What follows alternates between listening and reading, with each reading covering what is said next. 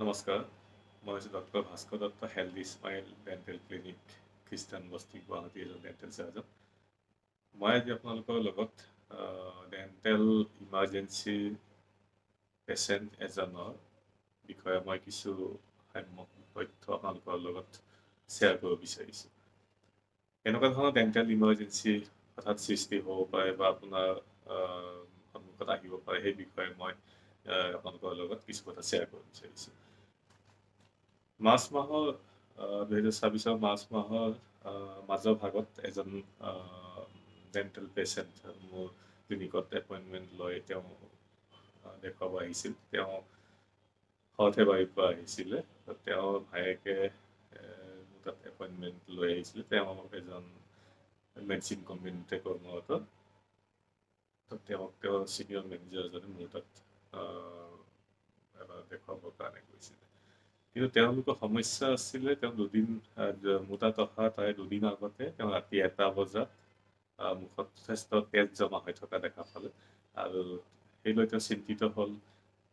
আকৌ 3টা বজাত ৰাতি সেই দিনাখনে ৰাতি মুখৰ পিছত আকৌ যথেষ্টখিনি তেজ জমা হৈ থকা দেখা পালে। সেইদৰে চিন্তিত হৈ তেওঁলোকে সেইদিনা নিশাই তেওঁলোকে গাড়ীৰে আহি গুৱাহাটী মেডিকেল কলেজৰ ইমাৰ্জেঞ্চিত তেওঁলোকে দেখুৱালে। দেখুৱাৰ পিছত দৰৱ পাতি দিয়াৰ পিছত তেখেতৰ ব্লিডিং তেনেকুৱা ধৰণে বন্ধ হয়, আকৌ ব্লিডিং হয়। তো সেইলৈ তেওঁ তাৰ পিছদিনা ভালকৈ দেখুৱাবৰ কাৰণে এজন চিনাকি মেডিচিন বিশেষজ্ঞৰ ওচৰত দেখুৱাবলৈ গ'ল। তেখেতে প্ৰাৰম্ভিক অৱস্থাত TB বা এনেকুৱা ধৰণৰ কিবা সমস্যা থাকিব পাৰে বুলি তেখেতে অনুমান কৰিছিল। সেইদৰে তেখেতে কিছুমান যাৱতীয় টেষ্ট পাতি কৰিব দিয়াৰ পিছত তেখেতে সেইদিনাখন গধূলি ভাগত 6:30 মানত তেখেতক ৰিপৰ্টবিলাক লৈ আহি দেখুৱাব গৈছিল।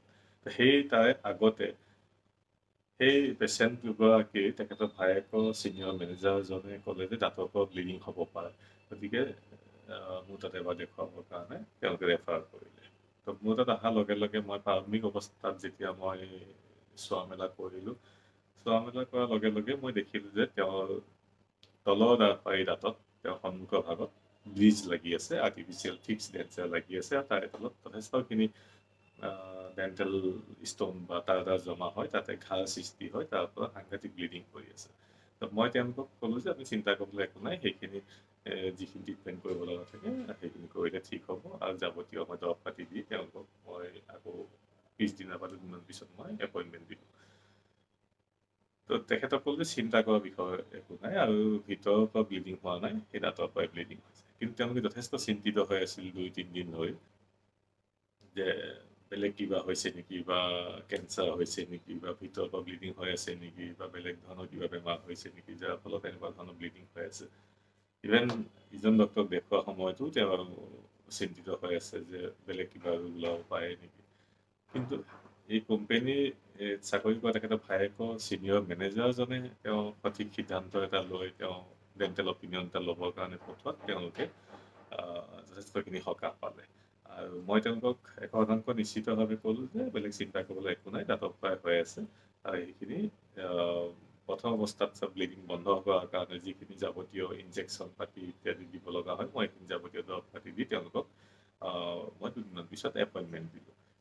আৰু তেওঁ ইজন ডক্তৰৰ ক্ষেত্ৰতো মই লিখি দিলোঁ যে তাতে ব্লিডিং পইণ্টটো ক'ত হৈ আছে আৰু সেইখিনি কৰাৰ কাৰণে কি কৰিব লাগিব মোৰ প্ৰেছক্ৰিপশ্যনত লিখা আছে।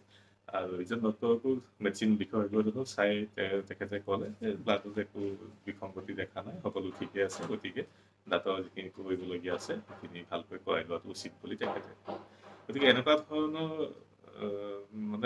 পেচেণ্টৰ যিখিনি তেখেতে চিন্তিত হৈ আছিলে সেইখিনি সেই মুহূৰ্ততে তেওঁ সেইখিনি সকাহ পালে। তাৰপিছত যেতিয়া দুদিনমান পিছত তেখেত আহিলে, তেওঁ ব্লিডিং একেবাৰে নাই।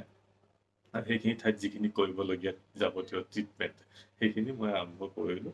আৰু সেইখিনি কৰাৰ পিছত মই দেখিলোঁ যে তাৰ পৰা একো ব্লিডিং হোৱা নাই। আৰু মই এতিয়া দৰৱখিনি যথেষ্টখিনি কাম কৰিছে। আৰু তেখেতক ক'লোঁ আপুনি নিশ্চয়কৈ আপুনি সৰ্থেবাৰীৰ পৰা আহিছে, যদি যাব বিচাৰে গ'লেও একো অসুবিধা নহয়, কিবা অসুবিধা হ'লে আপুনি মোৰ লগত যোগাযোগ কৰিব। তাৰপিছত তেখেত গ'ল, তেখেতে যোৱাৰ পিছত আকৌ কিছুদিন ফ'ল আপত আহিছে, একো অসুবিধা নাই, ধুনীয়াকৈ ঠাইখিনি শুকাই গৈছে আৰু ব্লিডিঙৰ সমস্যাও নাই। গতিকে এনেকুৱা ধৰণৰ বিভিন্ন প্ৰকাৰে এনেকুৱা ধৰণৰ ডেণ্টেল ইমাৰ্জেঞ্চিৰ সৃষ্টি হ'ব পাৰে। গতিকে আপোনালোকে চিন্তিত নহ'ব, কিন্তু ওচৰৰ চিকিৎসক বা দন্ত চিকিৎসকক গৈ যদি দেখুৱায়, তেতিয়াহ'লে আপোনালোকৰ সমস্যাখিনি সমাধান কৰাৰ উপায় নিশ্চয়কৈ আপুনি লাভ কৰিব। আজিলৈ মই ইমানখিনি কথা আপোনালোকৰ লগত শ্বেয়াৰ কৰিবৰ কাৰণে সুযোগ পালোঁ। আৰু পৰৱৰ্তী দিনত মই বেলেগ বিষয়বস্তু লৈ আপোনালোকৰ লগত কিছু কথা শ্বেয়াৰ কৰিব চেষ্টা কৰিম। ধন্যবাদ।